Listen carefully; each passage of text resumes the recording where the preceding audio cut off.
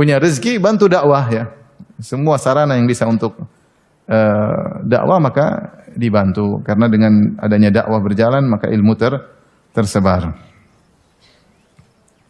Orang yang tersesat jadi sadar, orang yang lalai jadi ingat ya.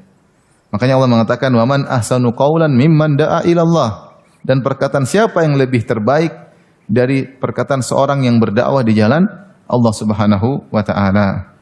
Makanya ketika Nabi menyebutkan dua orang yang hendaknya dicemburui, kata Rasulullah SAW, ya la hasada illa fitnatain, tidak ada hasad kecuali kepada dua orang. Siapa dua orang tersebut? Rajulun atahullahul ilm. Pertama, orang yang Allah berikan ilmu, kemudian diajarkan ilmu tersebut, itu dai. Kita hasad kenapa dia berdakwah, pahala dia banyak. Yang kedua, rajulun atahullahul mal, seorang yang Allah berikan harta, wa huwa yusallitu ala halakati fil haq, kemudian dia gunakan hartanya di jalan Allah Subhanahu wa taala. Ini dua orang penting diperlukan dalam penyebaran Islam. Ya. Punya ilmu dan dia dakwakan ilmunya, punya harta kemudian dia korbankan hartanya untuk dakwah. Ya. Jadi masalah punya ilmu malas berdakwah, punya duit tapi pelit, itu masalah. Ya. Maka kita berusaha nimbrung, apakah dengan menyebarkan ilmu atau sebagai donatur atau sebagai panitia, yang penting kita masuk dalam rel dakwah, tinggal ikhlaskan niat kita berdakwah karena Allah Subhanahu wa ta'ala. Yang berikutnya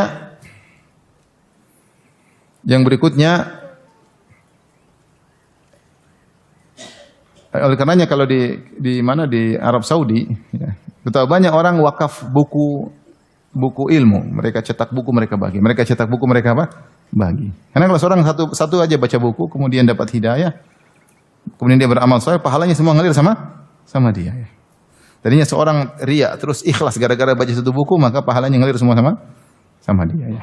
Selama itu dia ikhlas 20 tahun, semua pahalanya ngalir sama orang tersebut. Makanya banyak orang di Arab Saudi wakaf buku ilmu, wakaf ya. Sampai sekarang wakaf buku masih berjalan. Buku fikih, buku akidah, buku adab mereka cetak, mereka bagi-bagi. Terutama kepada para dai, kepada siapa yang bisa memanfaatkannya. Yang kedua, ijra'un nahar. Di antara pahala yang bisa mengalir terus menjadi umur kedua bagi seorang yang sudah meninggal dunia adalah mengalirkan sungai. Maksudnya ada sungai, kemudian dia bikin terusan sehingga dibuat kanal, kemudian bisa mengalirlah air sungai tersebut kepada masyarakat. Dia gali, ya, dia sewa orang untuk menggali, untuk membuat terusan, maka ini bermanfaat. Zaman sekarang bisa dengan buat apa? Pipa, ya. Pipa, mungkin air di atas gunung dia alirkan sampai ke bawah. Kita kadang-kadang lewat di safar-safar itu ada pipa dari atas, air mengalir terus. Ada yang bikin pipa tersebut sehingga kalau ada musafirin lewat mampir, kadang mandi, kadang cuci pakaian di situ ya. Kita safar di gunung-gunung, ada sebagian tempat yang di situ ada pipa dialirkan air dari sumber mata airnya. Ini diantara bentuk pahala yang terus mengalir ya.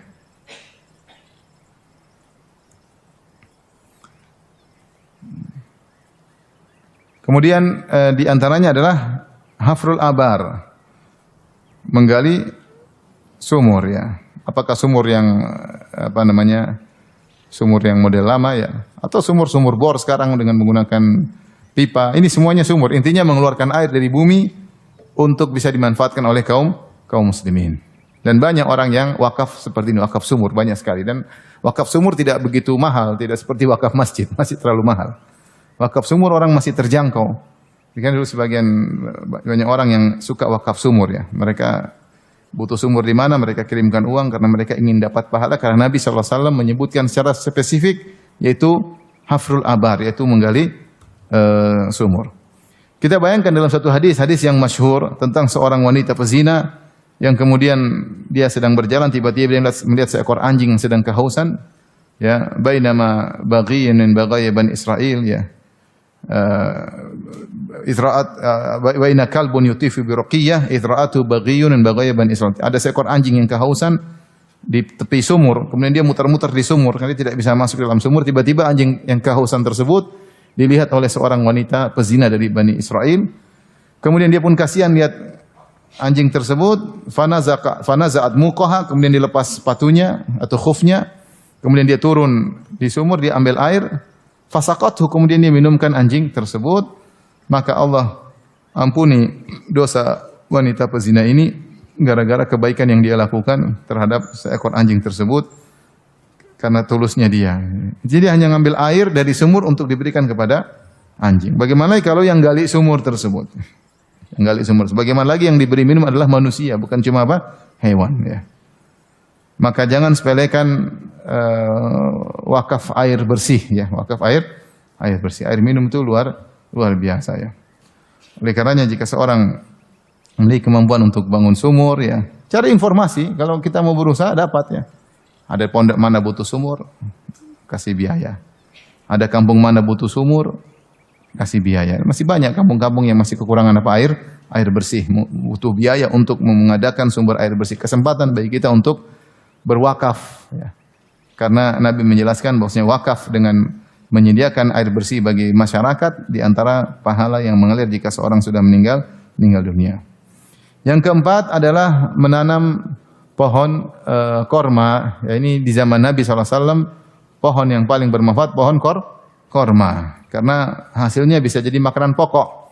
Ya, ternyata dia tanam pohon-pohon korma, niatkan bahwasanya hasilnya adalah untuk masyarakat. Siapa yang kelaparan tinggal mengambilnya, siapa yang butuhkan tinggal mengambilnya, dia tanam dengan baik maka hasilnya bisa bertahun-tahun, seluruh hasilnya dia wakafkan di jalan Allah Subhanahu wa taala. Ini namanya wakaf produktif, ya. Kalau kita bisa kiaskan seorang buat usaha, hasilnya dia gunakan untuk wakaf, ya. Sekarang berbagai macam orang bisa punya ide mungkin. Seperti saya sering cerita, saya pernah ke Jeddah, di sana saya pergi kantor dakwah. Kantor dakwah di sana dakwahnya berjalan, dai-nya juga sudah dikasih kafalah, ya, dikasih gaji secara khusus, kemudian ada bagian dakwah kepada non muslim, ya. Kemudian ada dana juga untuk orang-orang yang mualaf. Dari mana dananya? Ternyata mereka bikin wakaf produktif. Mereka bikin dua usaha. Pertama mereka bikin apartemen, yang kedua mereka bikin restoran. Restoran itu dan apartemen tersebut milik kantor dakwah tersebut. Sehingga semua hasil dari apartemen tersebut untuk dakwah dan semua hasil dari restoran tersebut untuk apa? Untuk dakwah. Sehingga Rasulullah memberi contoh pohon itu contoh sederhana. Pohon yang mudah ditanam hasilnya dibagi-bagi, ya. Nah, kalau zaman sekarang orang bisa lebih kreatif, ya. Yang penting intinya dia bikin suatu usaha yang dia niatkan 100% untuk di jalan Allah Subhanahu wa taala. Dia urusin baik. Dia punya usaha sendiri ada, dan dia fokus untuk usaha juga. Sebagaimana dia fokus usaha untuk dunianya, hendaknya dia juga fokus untuk usaha untuk apa? Akhiratnya. Bahkan kalau perlu yang untuk akhirat lebih fokus karena ini untuk kehidupan abadinya. Ya. Maksud saya kalau dia serius, jangan sekedar asal-asalan dia bikin wakaf untuk kehidupan, dia bikin usaha untuk dunianya, kemudian akhiratnya dia asal-asalan. Enggak, yang untuk akhirat juga dia harus lebih apa? Lebih serius, ya.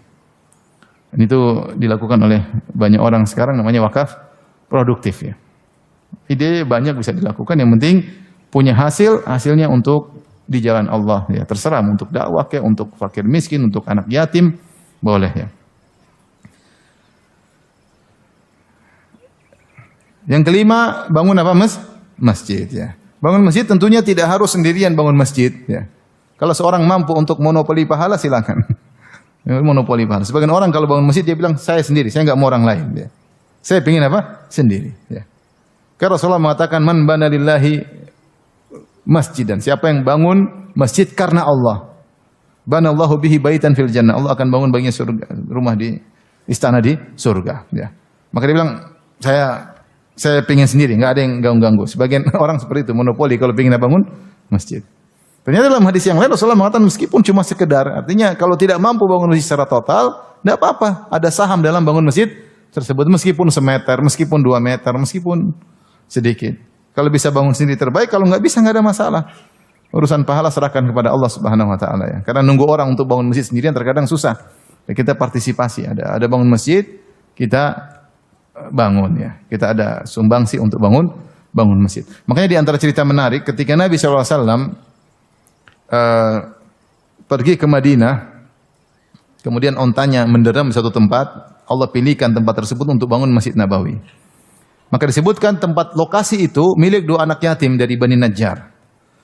Maka mereka ingin menghadiahkan lokasi tersebut buat Nabi agar Nabi bangun masjid. Anak yatim ingin kasih hadiah buat Nabi agar Nabi bangun masjid. Tapi Nabi tidak mau, Nabi ingin beli. Nabi beli. Kenapa Nabi beli? Karena Nabi tahu itu bakalan jadi pahala apa? Jariyah. Nabi beli. Akhirnya Nabi beli. Berikan pahala Nabi luar biasa, jutaan orang sholat di Masjid Nabawi ya. Ya. Maka kalau ada kesempatan kita punya rezeki dan kita dengar ada masjid ingin dibangun, kita pelajari lokasinya strategis, orang membutuhkan, maka kita harusnya paling depan kalau memang kita punya rezeki.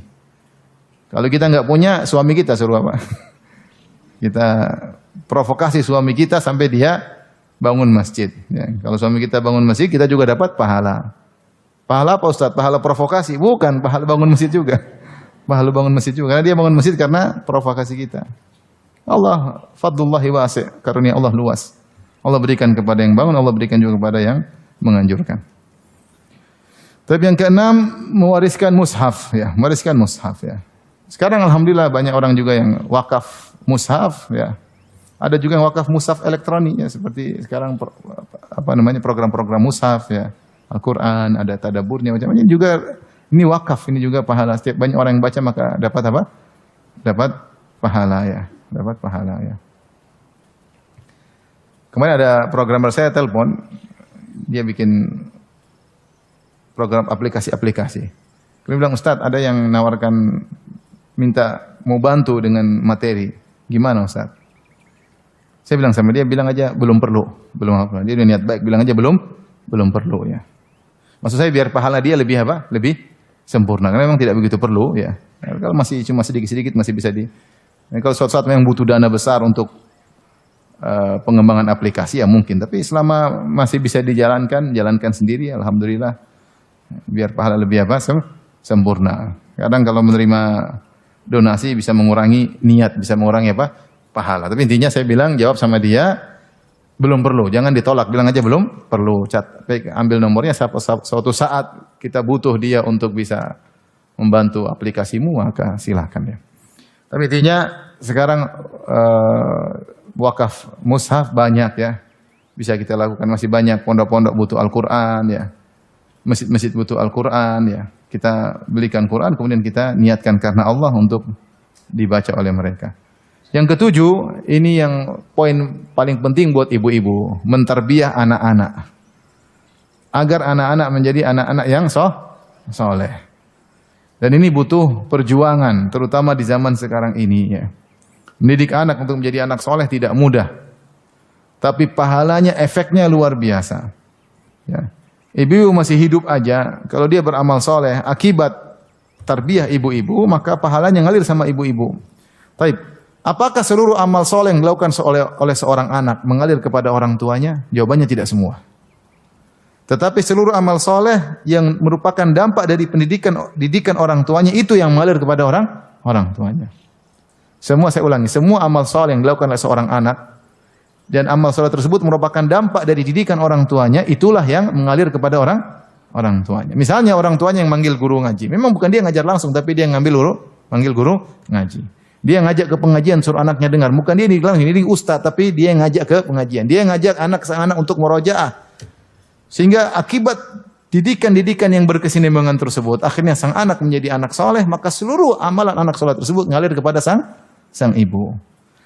Maka berusaha kita punya sumbangsi dalam pendidikan anak kita. Dan kita perlu perjuangan dalam mendidik anak. Ya.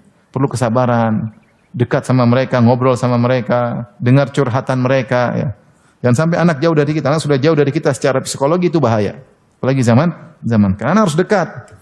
Dia pingin ditelepon orang tuanya, pingin dikunjungi orang tuanya. Kalau anak seperti itu berarti dia masih dekat. Ini masih mudah kita didik, masih bisa kita omongin, dia masih mau dengar. Tapi kalau udah jauh, ya dia nggak peduli ayahnya telepon, ibunya telepon, dia nggak peduli. Ya.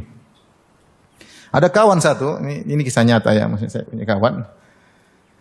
Anak dia sekolah di pondok dan anak itu minta dia telepon. Saya lupa sehari sekali atau sehari 2 kali. Pertama kata kawan saya curiga Ustaz. Saya pikir ini cuma alasan aja supaya apa. Ternyata dia minta ditelepon tiap hari. Ya. Akhirnya ketika saya tidak telepon, ternyata dia terganggu. Ternyata dia benar-benar butuh perhatian setiap apa? Dia bukan alasan untuk main-main. Memang dia senang dengar telepon orang tuanya, ayahnya setiap hari. Sehingga akhirnya teman saya sampai sekarang terus ada jadwal telepon anaknya tiap hari. Dan itu mempengaruhi prestasi dia ternyata. Artinya Kita nggak tahu anak-anak dipikir cari alasan aja. Kata kawan saya juga mikirnya gitu, nih cari alasan aja. Biar keluar atau apa, kayak ternyata benar anaknya butuh perhatian ya. Kita juga kecil juga kan butuh perhatian. Jangan kita gitu aja. Jangan kita sepelekan ketika sang anak butuh perhatian, kita kasih perhatian dan terus berdoa kepada Allah agar Allah memudahkan anak kita menjadi anak soleh. Karena kalau anak kita soleh, kita yang beruntung. Saya sering sampaikan, bayang kalau kita punya anak 3 misalnya, kemudian semuanya soleh dan soleha. Setelah kita masih hidup, mereka beramal soleh 20 tahun bersamaan dengan kita masih hidup, amalannya ngalir semua sama kita 20 tahun, dapat bonus apa? Bonus pahala. Kita sudah meninggal, mereka masih hidup 40 tahun lagi, dapat lagi 40 tahun ngalir sama kita. Kalau 3 orang, 40 kali 3 berapa tahun? 120 tahun. Tidak usah tunggu kita mati, kita masih hidup saja, amal soleh mereka ngalir sama kita. Kita masih hidup. Kalau kita meninggal, jadi umur kedua bagi kita. 3 orang anak soleh masih hidup 50 tahun setelah kita, kali aja 50 kali 3 berapa? 150 tahun. Gimana kalau anaknya 20 coba? Gimana kalau 20 anaknya? 20 kali berapa? 50. Berapa tahun? 1000 tahun bonus. Nggak usah macam-macam deh. Pokoknya itu. Seandainya ada yang punya 20, bayangkan ya. Karena ada kawan sebenarnya anak berapa? 24. Masya Allah. Saya ketemu kawan anak berapa? 24. Allahu Akbar. Banyak sekali ya 24 orang. Ya. Saya ketemu kawan ada anaknya 21. Kalau nggak salah 21. Itu baru laki-laki katanya. Belum 21 baru laki-lakinya saja. Gimana perempuannya? Tapi intinya ini yang benar-benar peran seorang ibu untuk mendapatkan umur kedua yang langsung adalah mendidik apa? Mendidik anak. Mendidik anak. Makanya Rasulullah mengatakan dalam hadis yang lain tadi, waladun salihun yad'u lahu, anak soleh yang mendoakannya. Percuma kita didik anak, kita fokus duniawi saja. Ini harus jago bahasa Inggris, harus jago ini, harus jago matematika. Duniawi aja kita fokuskan. Akhirat tidak kita perhatikan. Tapi anak itu kalau jadi orang terkenal, jadi profesor, jadi kaya raya, tapi nggak pernah doain kita, rugi atau tidak? Rugi. Percuma dia kaya raya nggak pernah doain kita. Seandainya kita didik anak kita, ternyata anak kita bahlul, nggak ngerti-ngerti. Kemudian sekolah nggak naik-naik kelas, tapi dia soleh, rajin sholat. Itu yang beruntung bagi kita. Dalam kebahlulannya dia doa tulus, ya Allah ampuni kedua orang tuaku. Iya benar. Daripada anak pinter profesor tapi sombong, angkuh nggak pernah doain orang tua, dia saja sholat aja malas-malas, gimana doain kita? Apalagi kalau anak kita ternyata cerdas dan soleh, itu yang kita harapkan. Tapi kalau seandainya pun Allah takdirkan tidak cerdas, tapi dia rajin soleh, rajin ibadah soleh, itu yang kita inginkan. Yang penting dia soleh. Namun kebanyakan ibu-ibu fokusnya mendidik apa? Dunia. Bukti fokus mendidik dunia, kalau terlambat sekolah diomelin anak tersebut. Tapi kalau terlambat sholat subuh nggak apa-apa. Bahkan anaknya bilang sudah azan, sudah masih tidur nggak apa-apa. Supaya nanti pas sekolah tidak ngantuk, tidur lagi. Nah, jadi anaknya suruh tidur, terlambat sholat subuh demi apa? Dunia. Masih bagaimana begini? Jadi ini yang langsung peran seorang ibu untuk mendapatkan apa? Umur kedua adalah mendidik anak, butuh kesabaran. Sabar ibu-ibu, sabar ya. Kalau anak kebetulan belum lurus, masih nakal, sarana dakwah ya. Dia berhasil baik atau tidak, kita terus dapat apa? Dapat pahala. Apalagi kemudian dia baik ya, meskipun perlahan-lahan, semuanya jadi pahala jariah bagi kita. Baik. Itu yang ketujuh. Kemudian yang kedelapan tadi berjaga di daerah perbatasan. Ya.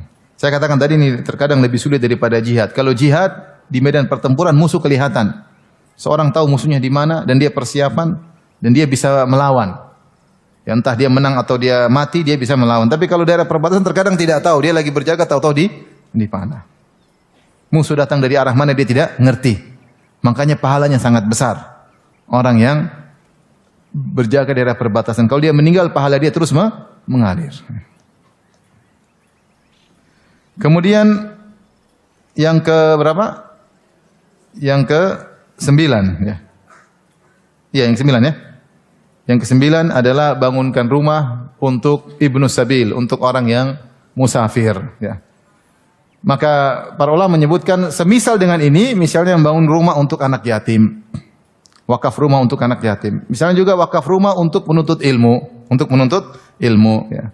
Dia bikin bangun rumah, siapa yang menuntut ilmu silakan tidur di situ. Bikin asrama untuk para penuntut ilmu, dan banyak kita tahu kawan-kawan yang bangun rumah asrama-asrama di pondok, ya.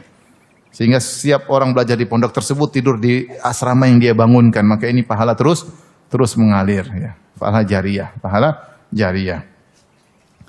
Atau seperti saya tahu kawan saya ada bangun rumah untuk para janda, ya.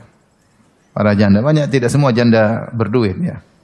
Banyak janda juga yang miskin, ya. Sehingga kemudian tinggal di rumah tersebut. Saya pernah lewat, masya Allah banyak sekali janda, ya.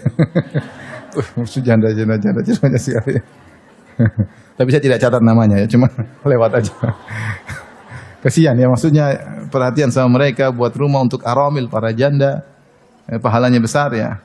Kata Rasulullah SAW, as-sa'i alal armal wal miskin kal mujahid fi sabilillah, yang berusaha untuk membantu janda dan anak yatim seperti orang berjihad di jalan Allah Subhanahu wa taala, ya. Nah, sebenarnya artinya rumah-rumah wakaf dia bangun untuk orang-orang susah, apakah buat anak yatim, buat para janda, buat para penuntut ilmu, buat musafir yang numpang lewat, dia bangunkan, ya. Maka kalau dia sudah meninggal pahala terus mengalir, ya.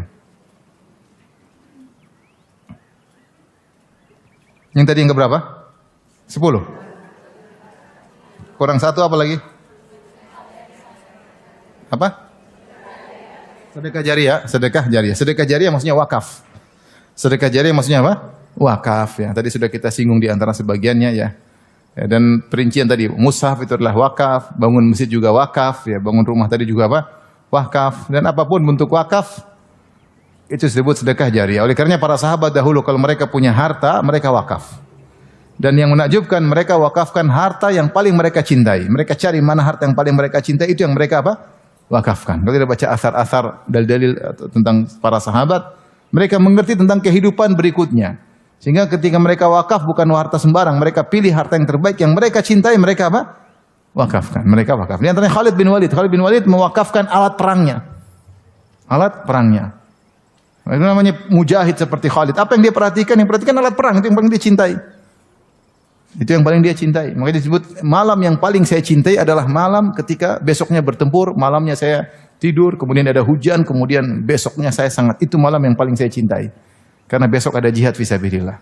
Ini tadi dia wakafkan alat-alat perangnya.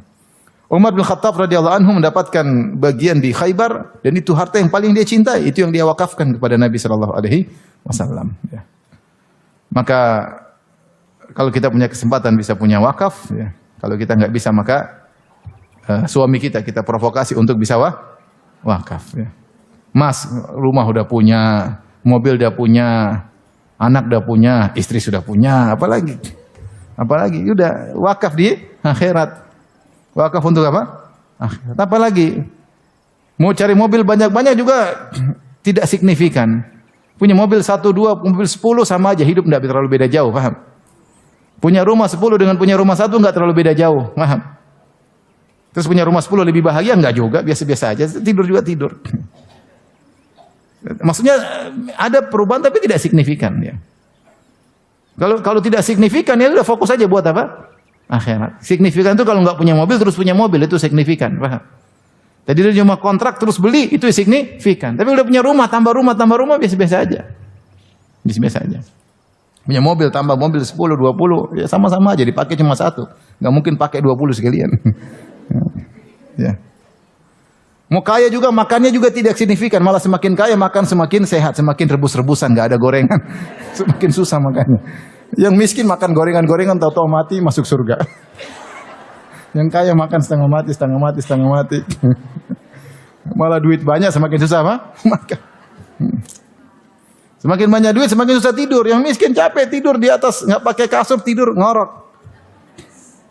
Saya suatu hari, ini cerita nyata, ya. Jadi saya diantar sama seorang kawan, supir, ya. Suatu pengajian.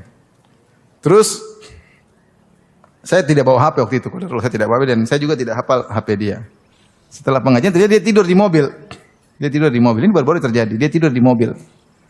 Akhirnya bingung panitia, mana supirnya ini? Bukan supir saya yang sekarang, bukan, yang lain. Nanti ibu-ibu salah ngerti. Ini ada supir yang lain ini ya. Kemudian akhirnya dicari-cari nggak dapat-dapat. Akhirnya panitia pakai mic. Bapak Fulan, supirnya Ustadz Firanda, jemput Ustadz. Dia nggak bangun-bangun tidur. Subhanallah. Akhirnya cari, akhirnya ketemu, lagi tidur dia. Ustadz sudah selesai. Langsung dia jemput. Ketika habis jemput, dia bilang, Ustadz, subhanallah. Saya aja punya utang bisa tidur Ustadz. Gimana kalau nggak punya utang? Maksudnya, terkadang orang miskin ada utang bisa tidur, orang kaya duit banyak malah susah tidur ya. Mikir sana nih. Maksud saya kalau ibu udah punya duit, sudah nyaman hidup, jangan bikin terlalu nyaman lagi. Sudah mau bagaimana lagi tidak signifikan beneran. Ya udah yang punya uang kasih yang lain, kasih yang lain. Mau sedekah jariah, mau wakaf ya. Mau sampai gimana lagi, mau kaya seperti apa lagi? Ya begitu-begitu aja maksudnya. Tidak terlalu apa? Signifikan. Taib, ini poin-poin 10 poin hendaknya kita perhatikan. Kalau kita tidak mampu melakukannya, maka kita berusaha memotivasi orang. Kalau kita tidak mau melakukannya, kita berusaha motivasi apa? Orang. Bisa suami kita motivasi, bisa kawan kita motivasi. Kita tahu ada orang kaya raya, kita bilang ini ada orang butuh masjid, bantu yang kita datangi dia sebagai perantara. Kalau dia keluarkan uang untuk bangun masjid, kita juga dapat pahala. Cuma modal cuap-cuap doang. Yang modal duit dia. Tapi pahala bareng. Pahala apa? Bareng. Oleh karenanya ada orang butuh sumur, kita kasih tahu ini. Kita tahu ada kawan kita orang kaya, ini ada orang butuh sumur buat ini. Kita kasih motivasi sampai keluar duit, kita juga dapat pahala ya. Kita juga dapat pahala. Dengan demikian, meskipun sudah meninggal dunia, umur kita masih berjalan ya. Satu lagi terakhir yang saya sampaikan sebagai penutup. Di antara cara kita mengoptimalkan umur kita yang sekarang, saya sudah sering sampaikan hal ini, tapi saya ingatkan kepada ibu-ibu, kalau mumpung masih sehat, masih kuat, hendaknya rajin beramal soleh. Karena ketika datang uzur, kita nggak bisa melakukan amal soleh, tetap dicatat amal soleh kita. Rasulullah SAW bersabda dalam hadis Bukhari, Sahih Al-Bukhari, kata Nabi SAW, "Idza maridal abdu aw safar, kutiba lahu ma kana ya'malu muqiman sahihan." Jika seorang hamba sakit atau bersafar, maka dicatat terus amalnya mengalir yang biasa dilakukan ketika sedang sehat dan ketika sedang mukim. Maka kalau kita sedang sehat, jangan lupa baca Quran tiap hari, ada target. Jangan lupa sholat malam. Jangan lupa kalau kita lagi ada duit kita sedekah. Ya. Nanti kalau ada uzur, ternyata kita lagi nggak punya duit, kita tidak kaya seperti dulu, pahala kita ngalir terus yang biasanya kita lakukan. Karena Allah tahu kalau kita kaya, kita bakalan sedekah. Karena kebiasaan kita seperti itu. Kalau kita lagi sehat, jangan lupa sholat malam, sholat duha, baca Al-Quran. Ketika kita sakit, tidak bisa sholat malam, sudah susah. Sholat duha juga berat. Ya.